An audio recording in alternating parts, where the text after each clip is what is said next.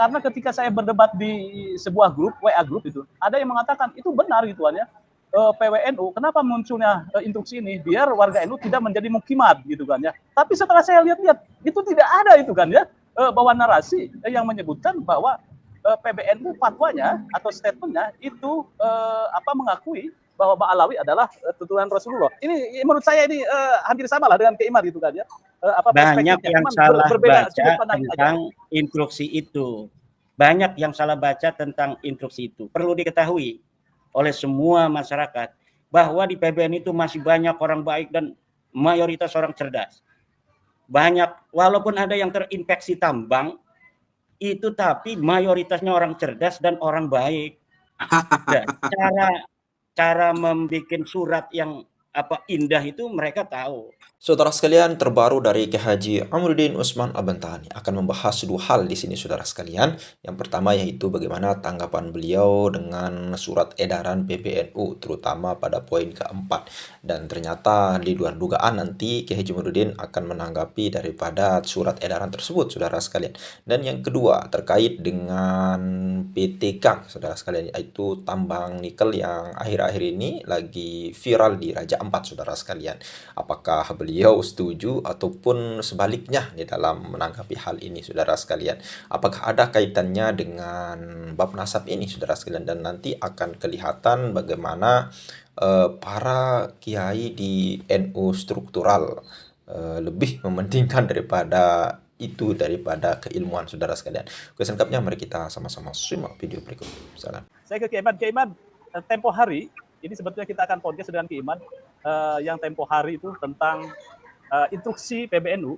Jadi saya masih tergelitik ini karena Keiman sebagai salah satu pengurus teras di PWI, yaitu tentang surat instruksi PBNU yang bunyinya saya tertarik dengan poin yang keempat kalau tidak salah. Jadi setiap fungsionaris, pengurus dan kader Nahdlatul Ulama berkewajiban mencegah perpecahan atau taparuh dan mendamaikan pertentangan, serta melepaskan diri dari keterlibatan dalam pertentangan mengenai nasab, baik dari keikutsertaan dalam silang pendapat yang meninggalkan adab maupun dari keikutsertaan dalam perkumpulan dan atau organisasi yang sengaja dibentuk untuk menjalankan permusuhan terkait masalah nasab, seperti Perjuangan Wali Songo Indonesia Laskar Sabila, namun organisasi yang berseberangan dengan PWILS.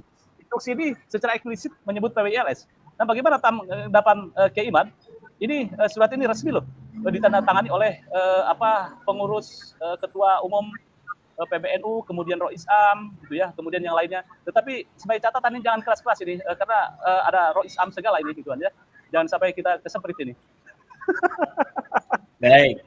Keiman dan monggo. Banyak yang salah baca tentang instruksi PBNU itu.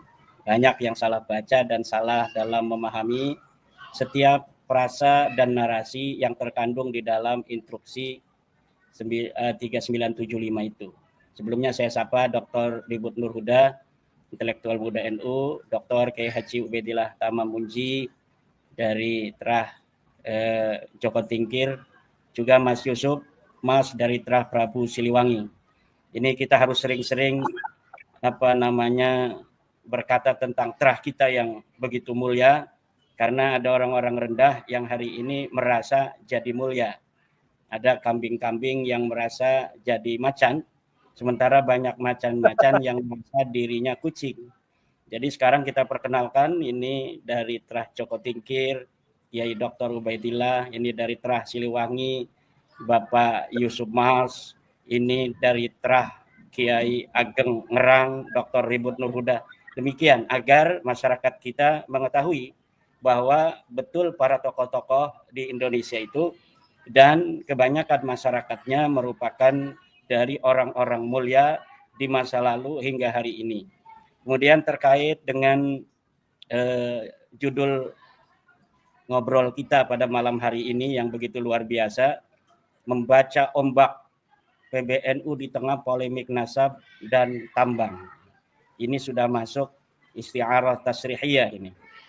Jadi sikap PBNU di dalam masalah tambang sudah jelas. Sikap PBNU di dalam masalah nasab sudah jelas. Dari surat instruksi itu, Kang Mas Yusuf, sudah jelas sebenarnya di mana PBNU berada dalam polemik nasab itu. coba perhatikan baik-baik poin per poin, jangan hanya Mas Yusuf memperhatikan poin 4 yang ada frase perjuangan Wali Songo Indonesia dan permusuhan. Tapi lihat di poin 1, poin 2, poin 3, ada beberapa hal yang sangat penting dan jarang menjadi perhatian. Pertama, tentang frasa, bahwa PBNU menginstruksikan kepada seluruh pengurus NU untuk menjunjung tinggi ilmu pengetahuan dan ahli-ahli ilmu pengetahuan. Itu di poin berapa itu? Ada frasa demikian. Nah, dari kata-kata instruksi dalam surat itu bahwa seluruh pengurus PBNU diinstruksikan untuk menjunjung tinggi ilmu pengetahuan dan ahli-ahli ilmu pengetahuan, itu sudah jelas di mana PBNU berada. Nah, sekarang yang sedang kita bicarakan ini tentang ilmu pengetahuan nasab, ilmu pengetahuan sejarah, ilmu pengetahuan DNA. Ahli-ahlinya bermunculan ketika polemik nasab ini ada. Nah, dari situ PBNU mengatakan, wahai para pengurus-pengurus NU di setiap tingkatan, junjung tinggi ilmu pengetahuan nasab dan ahli nasab yang telah melakukan penelitian bahwa Ba'lawi bukan cucu Nabi. Wahai pengurus NU di setiap tingkatan, junjung tinggi ilmu pengetahuan dan ahli sejarah yang menyatakan bahwa Ba'lawi tidak tercatat dalam sejarah, bahwa Faqih Muqaddam tidak tercatat dalam sejarah, bahwa Sohib Mirbat tidak tercatat dalam sejarah. Wahai pengurus PBNU di setiap tingkatan atau pengurus NU di setiap tingkatan, junjung tinggi ilmu pengetahuan dan ahli-ahli DNA yang telah menyatakan bahwa Ba'lawi mustahil sebagai keturunan Nabi. Ini poin berapa itu? Poin pertama atau poin kedua itu? Ada poin itu, Mas Yusuf. Kalau tidak salah itu saya nih di catatan saya ada di poin 2 itu. Iya. Di poin 2 bahwa seluruh pengurus perbedaan pendapat. Ya. Coba bacakan, Mas Yusuf. Ini ya, poin 2 itu hendaknya perbedaan pendapat yang terjadi dapat disikapi dengan bijaksana, penuh kearifan dan menghindarkan semangat permusuhan, serta tetap mengedepankan adab dan menjunjung tinggi ilmu pengetahuan serta ahli-ahlinya. Nah, ini itu kalimat menjunjung tinggi ilmu pengetahuan itu akhirnya maksudnya jangan husnudzon. Ini PBNU sudah bergeser dari mauqif awali yaitu husnudzon kepada mauqif ilmi yaitu mauqif ilmu pengetahuan. Bahwa junjung tinggi ilmu pengetahuan yang telah dilakukan sebuah penelitian bahwa Ba'lawi bukan cucu Nabi. Bahwa secara ilmu nasab dia tidak terbukti, bahwa secara ilmu sejarah dia tidak historis, bahwa secara DNA dia mustahil sebagai turun Nabi. Ini seluruh pengurus NU di setiap tingkatan harus menjunjung tinggi itu dan menjunjung tinggi para ahli-ahlinya. Kemudian yang kedua yang saya catat dari instruksi itu adalah bahwa seluruh fungsionaris atau pengurus NU di setiap tingkatan untuk menjaga harkat martabat manusia. Harkat martabat warga di situ tercatatnya. Artinya apa? Artinya PBNU yang telah mengeluarkan surat instruksi ini ditandatangani lengkap oleh Rais Am, Khatib, kemudian Ketum dan Sekretaris Umum telah menginsafi bahwa telah ada penghancuran harkat martabat manusia selama ini. Bahwa satu Habib yang bodoh dikatakan lebih mulia dari 70 kiai yang alim. Ini adalah penghancuran harkat martabat manusia. Maka wahai seluruh pengurus NU di setiap tingkatan, dengarkan instruksi 3975 ini, bahwa sesungguhnya pengurus NU harus menjaga harkat martabat. Maksudnya itu harkat martabat yang paling utama di kalangan NU, yang pertama adalah para kiai, para ulama. Jangan tolerir ada orang yang mengatakan bahwa satu Habib yang bodoh lebih mulia daripada 70 kiai.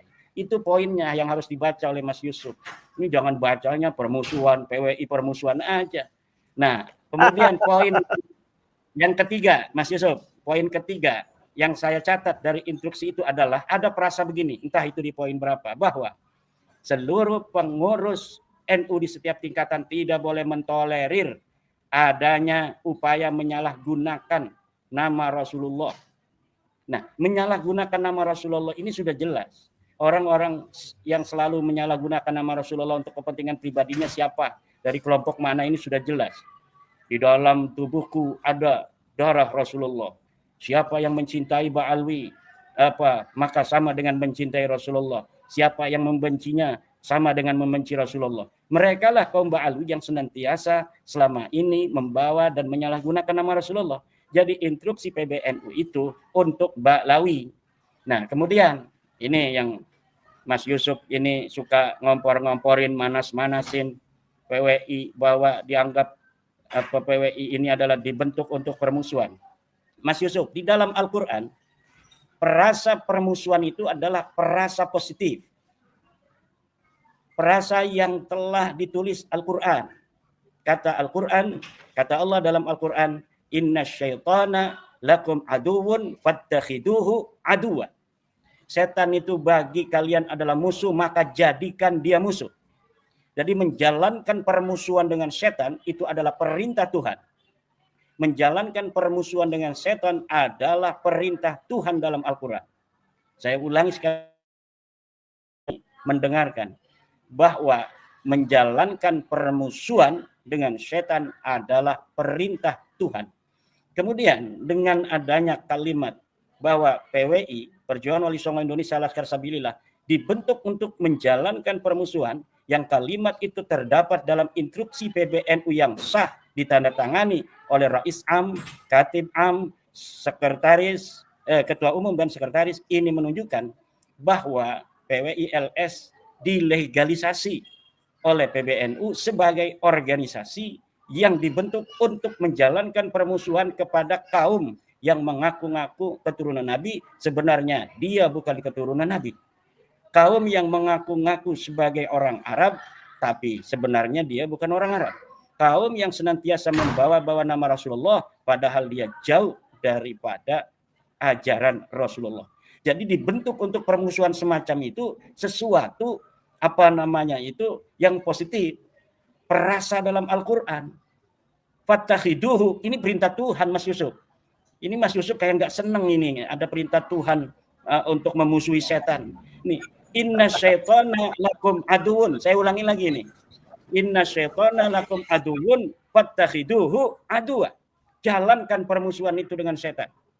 Nah, ini seakan-akan PBNU telah memberikan sebuah perintah kepada kita untuk terus menjalankan permusuhan terkait orang-orang yang mengaku sebagai turunan Nabi, padahal dia bukan turunan Nabi.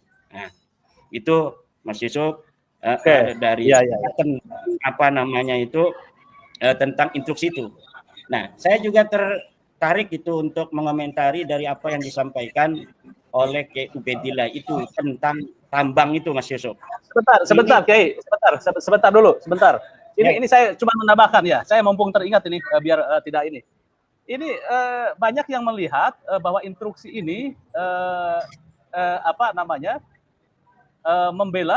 membela nasabah Alawi. Ternyata setelah saya cek kalimat per kalimat, tidak ada narasi di sini tentang mengakui bahwa Mbak Alawi adalah keturunan Rasulullah gitu kan ya. Ini di sini nih. Dari perasa surat instruksi ini sama sekali tidak ada gitu kan ya. Ini adalah surat instruksi agar seluruh Nahdlatul Ulama atau warga NU untuk menjaga persatuan. Saya cari-cari gitu kan ya. Karena ketika saya berdebat di sebuah grup, WA grup itu, ada yang mengatakan itu benar gitu kan ya. PWNU, kenapa munculnya instruksi ini? Biar warga NU tidak menjadi mukimat gitu kan ya. Tapi setelah saya lihat-lihat, itu tidak ada itu kan ya.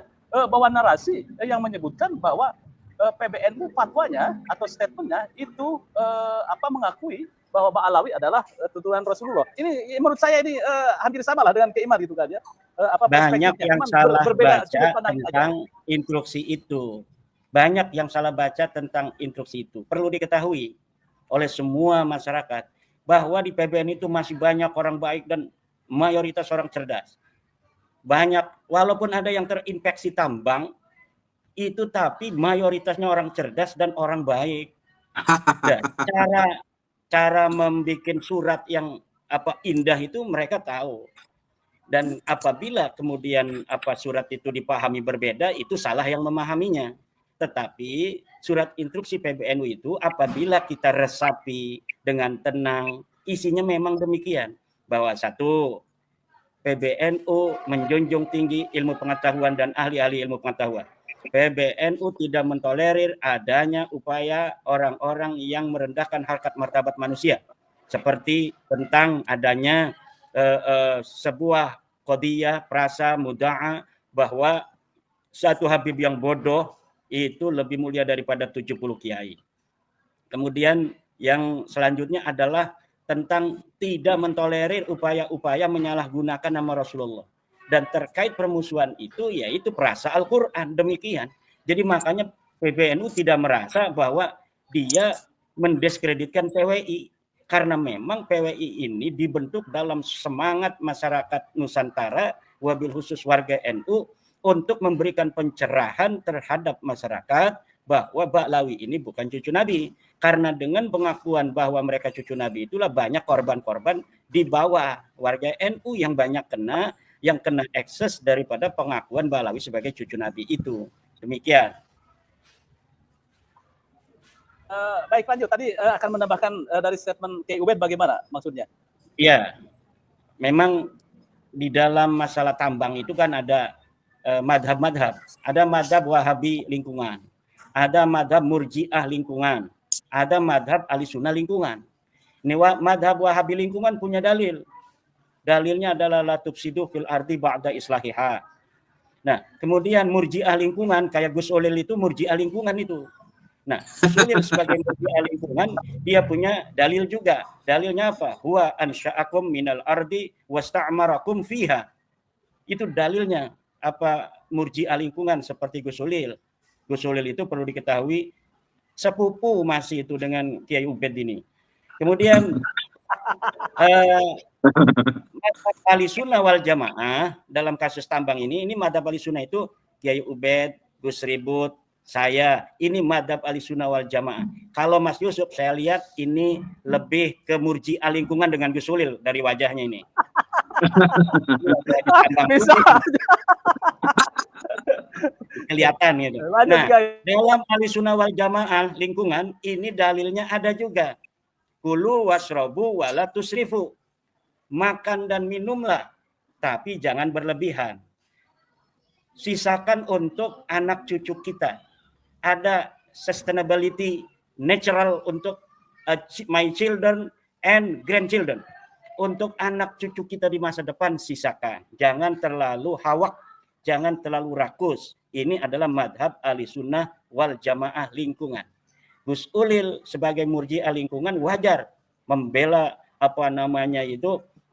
penambang-penambang untuk mengeksplorasi dan mengeksploitasi sumber daya alam untuk kemudian diambil manfaatnya. Greenpeace itu Wahabi lingkungan memang dia. Nah, ini bahaya juga Murji'ah lingkungan. Ini bahaya, Wahabi lingkungan juga bahaya. Apa bahayanya? Ini orang-orang Eropa sudah lama mengeksploitasi alam tanpa ada interupsi dari kita. Ketika Eropa ini sudah habis sumber daya alamnya, giliran kita mau kaya raya, mereka melarang kita. Dan bisa ditengarai atau kita duga ada kepentingan negara-negara barat yang tidak ingin kita kaya raya juga. Nah, ini juga harus diperhatikan. Madhab Wahabi lingkungan ini bahaya juga. Madhab Murji'ah lingkungan, awas Mas Olil jangan sampai betul-betul jadi Murji'ah lingkungan. Mungkin sekarang masih setengah Ahlussunnah wal Jamaah lingkungan lah. Tapi nampaknya akan mengarah kepada Murji'ah lingkungan. Murji'ah lingkungan itu serba boleh aja. Masalah nanti sebutkan Allah. Yang penting hari ini adalah kita nikmati apa yang telah dikarunikan oleh Tuhan untuk sebesar-besar kemakmuran manusia. Kita tidak tahu kiamat akan terjadi kapan kan. Jangan sampai kita sisakan, kita miskin, kemudian tiba-tiba kiamat. Ya kan? Siapa yang tahu kiamat akan datang kapan? Nah, ini madhab Murji'ah ini yang begini nih.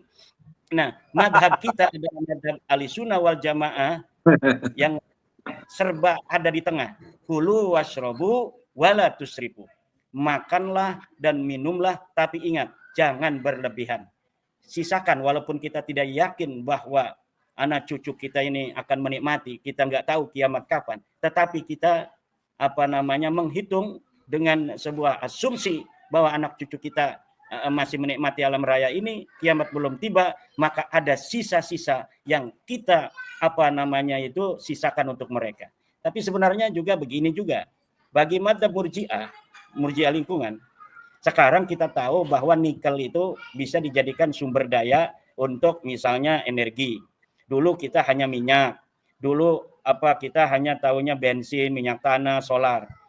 Sekarang ada uranium dan lain sebagainya. Bisa jadi anak cucu kita 200-300 tahun yang akan datang itu bisa menemukan lagi energi yang lain, yang selain yang kita kenal hari ini, dan semuanya telah disiapkan oleh Tuhan.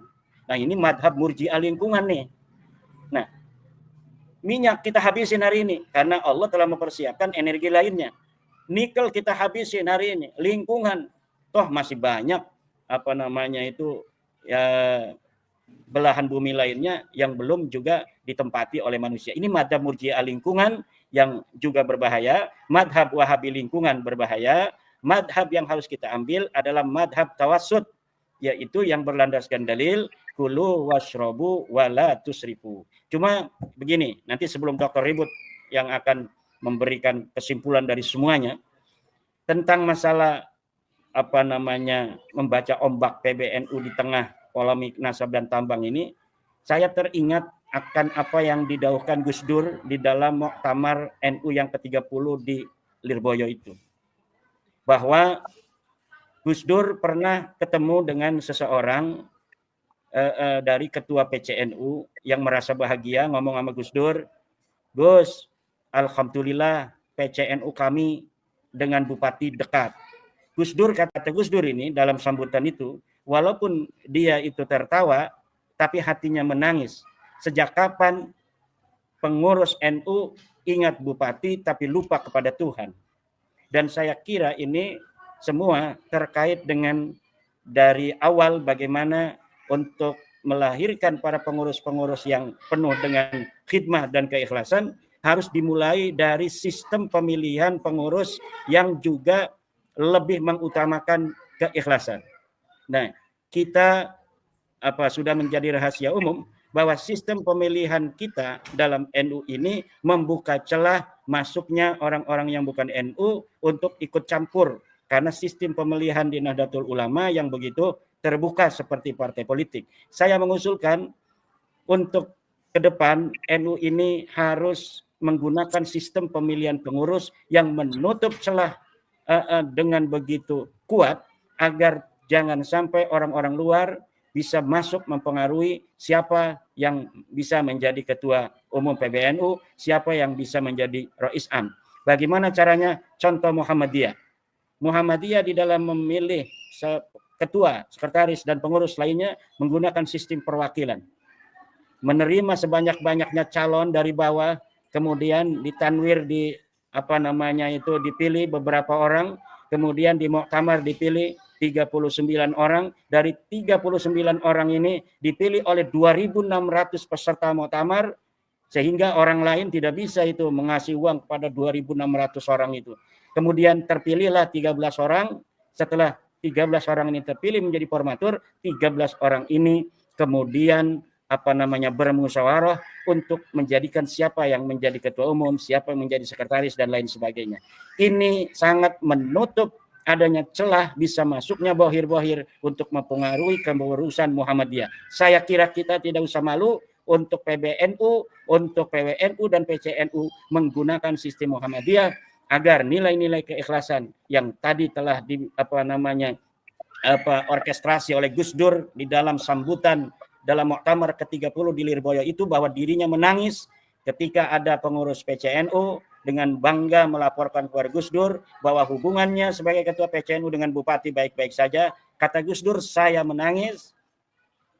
Sejak kapan NU pengurusnya itu lupa kepada Tuhan, ingatnya kepada Bupati, atau sebaliknya, kama qala Gus Dur. Nah, ini saya kira kita sebagai warga NU ingin melihat organisasi kita ke depan ini betul-betul organisasi independen. Bahkan Gus Dur mengatakan masih di dalam sambutan di Lirboyo itu bahwa saya sekarang presiden. Waktu itu Gus Dur jadi presiden ketika menghadiri dan memberikan kata sambutan di Lirboyo itu. Saya presiden, tetapi warga NU, pengurus NU harus tetap kritik kepada pemerintah.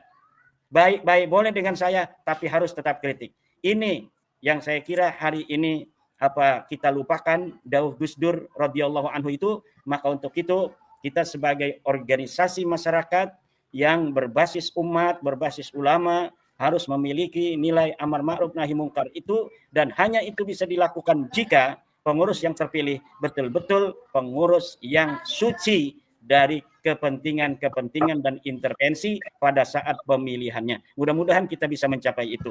Terima kasih. Oke, baik ya Imad. Saya langsung ke Dr.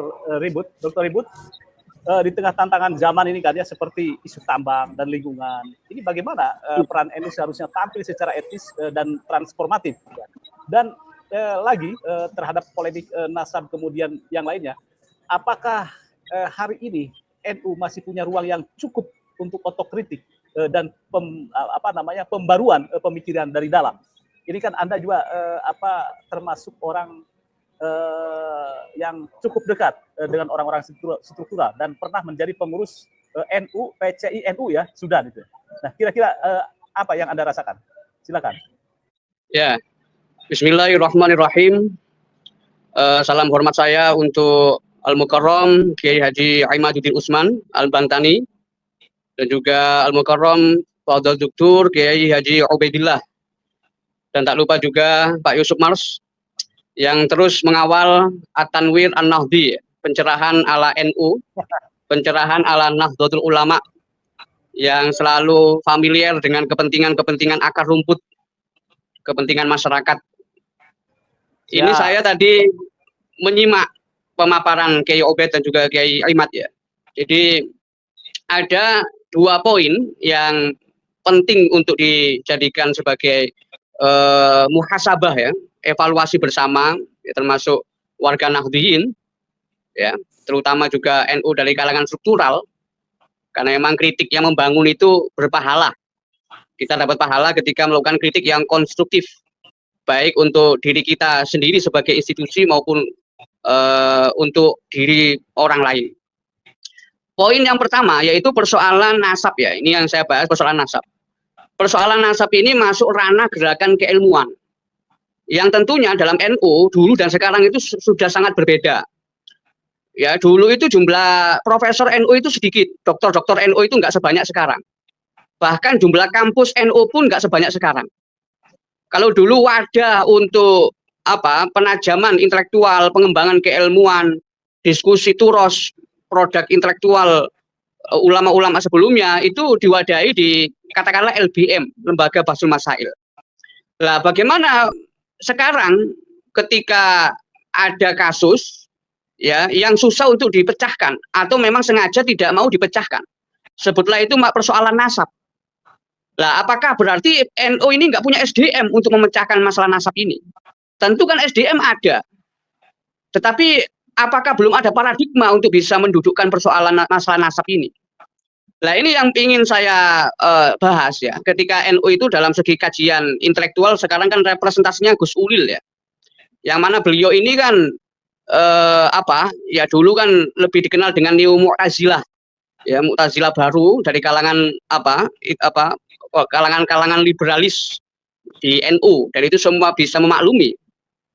Yang di sini sekarang beliau menjadi salah satu ya aktor kunci dalam pergerakan organisasi Nahdlatul Ulama yang membawai lembaga-lembaga, banom-banom ya dan seterusnya.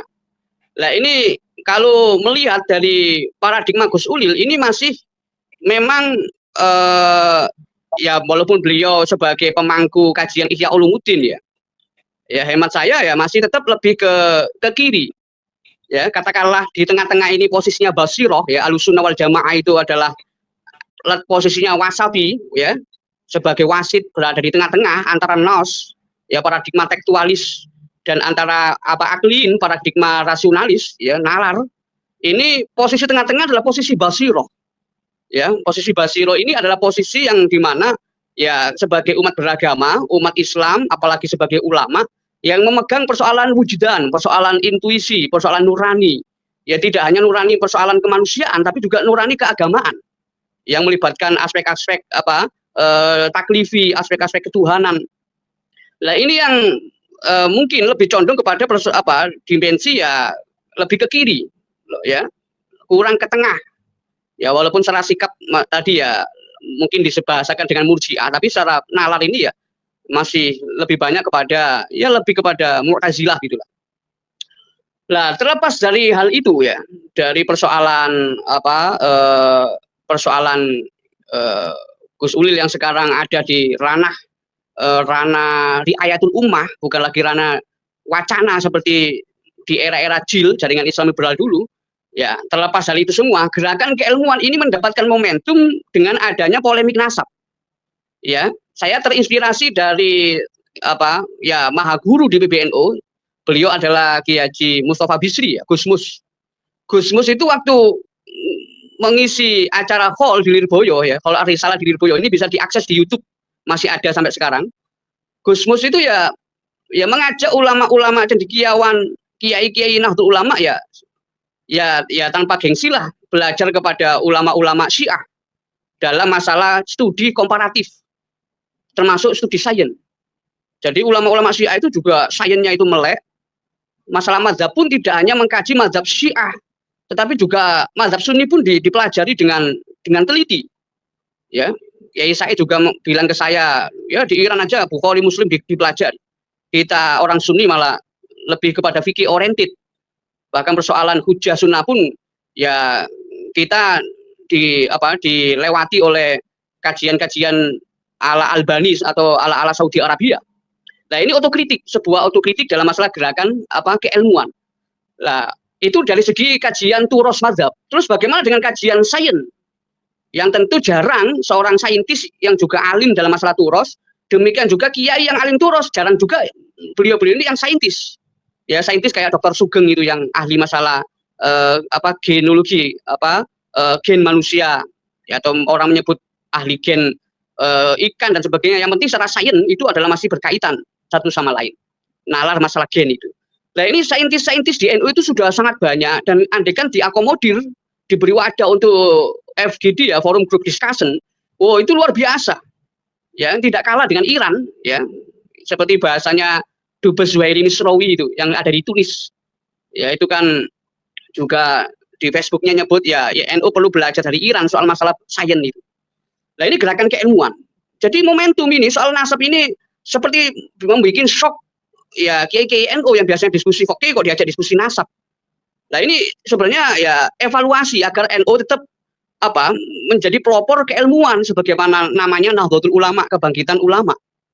Nah, itu soal masalah gerakan keilmuan. Kemudian masalah gerakan ekonomi, ini memang pemikiran-pemikiran yang brilian itu kadang pro kontra di internal Nahdlatul Ulama itu. Sebutlah dalam hal ini saya terinspirasi dari Kiai Haji Ma'ruf Amin.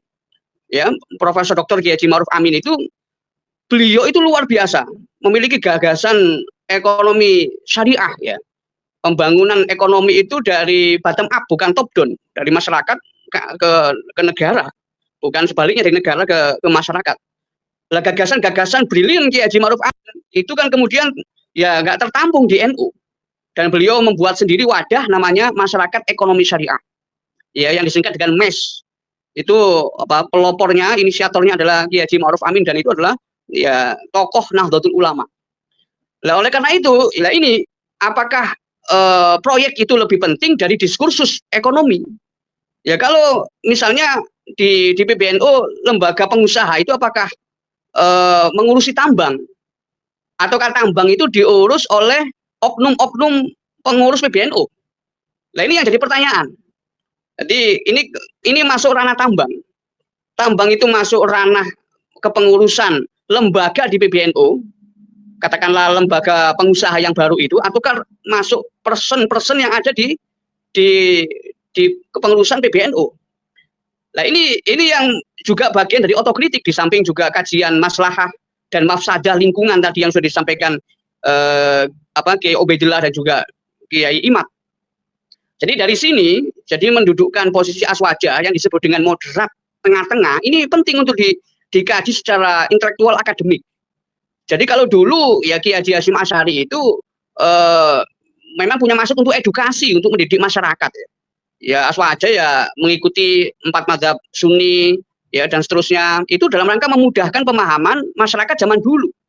Nah, sekarang masyarakat sudah sudah maju, sudah luar biasa. Nah, ini persoalan paradigma keilmuan. Tengah-tengah itu di mana?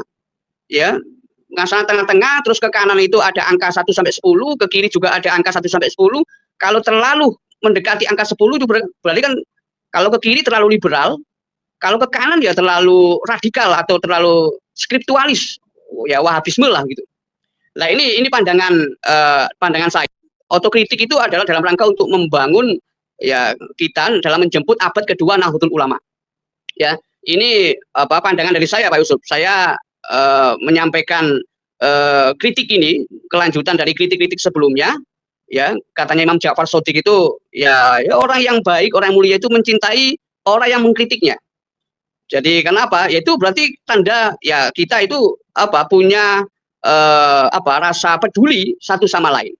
Jangan sampai suara-suara arus bawah ini diabaikan oleh kalangan elit PBNU, ya nanti yang kedepannya justru tidak menjadi kekuatan. Ya, jadi bahwa Habibullah mengingatkan untuk terus bersatu, kita tetap bersatu. Seperti tadi Kiai Imad memiliki perspektif yang positif masalah permusuhan. Ya, memang permusuhan dalam hal positif, dimaknai dalam arti positif itu juga menemukan relevansinya. Karena apa? Ya kalau memasukkan sejarah, memasukkan nasab dan lain-lain, termasuk memasukkan makam itu kezoliman, berarti PWI dibentuk untuk memusuhi kezoliman. Ayatnya jelas, wala udwana illa 'alal zalimin. Tidak ada permusuhan kecuali untuk makhluk-makhluk yang zolim. Iblis yang zolim, setan yang zolim, jin yang zolim, termasuk manusia yang zolim. Nah, ini kezoliman. Jadi keberadaan PWI ini bukan diartikan secara negatif menurut instruksi PBNU, tapi diartikan secara positif, yaitu memusuhi kezoliman. Itu Pak Yusuf. Singkat dari saya. Oke. Dan saya mohon maaf karena kebetulan ada uzur. Jadi saya sekalian pamit kepada Kiai Imad dan Dr. Ubaidillah. Saya sekali lagi mohon maaf.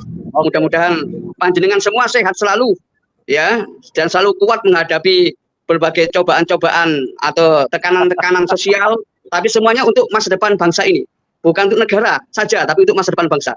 Ya, terima kasih. Assalamualaikum warahmatullahi wabarakatuh. Oke, iya. Baik, terima kasih, Dr. Ribut. Masih di Tunis kan? Apa di Sudan? Ya. Masih di Sudan. Oh, masih di Sudan, ya. Oke, Ben, mungkin ada tambahan terhadap podcast malam ini, yaitu mungkin Ben bisa melihat, gitu kan ya, sebagai tokoh pesantren, bagaimana pesantren bisa menjadi ruang advokasi keadilan ekologis dan keberpihakan kepada masyarakat kecil. Atau mungkin bisa melihat bagaimana sebetulnya sikap terhadap reaksi keras sebagian masyarakat atau organisasi, bahkan munculnya instruksi PBNU terkait isu atau polemik nasab ini. Silakan. Mengedukasi kepada masyarakat untuk betul-betul bisa merasakan la yastawil khabitsu wat thayyib. Jadi sesuatu yang baik dan yang tidak baik itu benar-benar berbeda. Saya ingin masyarakat betul-betul memahami siapakah di tengah arus informasi ini yang mengadu domba dan membuat perpecahan. Itu jelas, Mas. Mereka yang mengada-ngada. Mereka yang berbicara atau menyampaikan perkataan, ungkapan, atau narasi yang tidak sesuai dengan fakta dan keilmuan. Nah, tetapi yang sesuai dengan fakta dan keilmuan, itu tidak mengadu domba, tidak mengada-ngada. Justru itu harus dijadikan sebagai nilai keutamaan dan pengetahuan yang masuk dalam pembelajaran. Di Al-Quran itu, rata-rata yang samar, disimbolkan dengan sifat setan atau iblis, itu kan yang sama, tidak memiliki prinsip dasar keilmuan atau tidak memiliki perspektif atau hasil kajian yang betul-betul sesuai dengan fakta.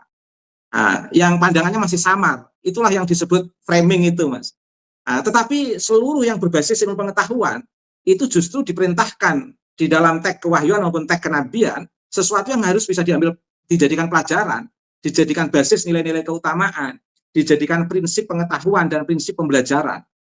Jadi saya ingin masyarakat bisa membedakan mana yang hoak, mana yang framing, dan mana yang betul-betul mencerahkan dan membebaskan. Itu sangat mudah bisa diukur, yaitu mana yang sesuai dengan keilmuan, itulah yang keutamaan yang harus dipelajari, bahkan harus disuarakan.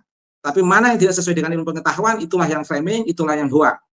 Yang kedua, Mas Yusuf, NU mempunyai prinsip yang sangat luar biasa, Mas Yusuf, yaitu menjaga apa yang menjadi prinsip teks kewahyuan dan kenabian yang sering kita kenal dengan istilah maqasidus syariah, yaitu hifdzun nafas, hifdzuddin, hifdzun nafas, hifdzul akal, hifdzun asal, dan hifdzul mal. Sama, ada tali pengikat, ada titik temu antara kajian nasab dengan tambang ini, Mas. Apa titik temunya? Yaitu di hifdzun nasal, menjaga kelangsungan generasi kita. Kalau tesis itu tidak disuarakan sebagai sebuah temuan yang berbasis ilmu pengetahuan, itu akan terjadi kerusakan yang betul-betul merusak sistem keberlangsungan generasi kita, sehingga akan dihancurkan oleh sistem glorifikasi dan interpolasi yang betul-betul tidak bertanggung jawab. Jadi betul-betul merusak an-nasl di situ, Mas. Lah, apa hubungannya dengan pertambangan? Pertambangan juga begitu, Mas. Artinya apa? Menambang boleh, tapi yang tidak berdampak izak pada lingkungan, baik lingkungan hidup manusia maupun lingkungan hidup sistem kealaman di luar manusia. Nah, tetapi kalau sekiranya pertambangan itu merusak lingkungan, di situ ada izak, jangan dilakukan. Nah, mengapa? Karena akan membahayakan bagi generasi kita.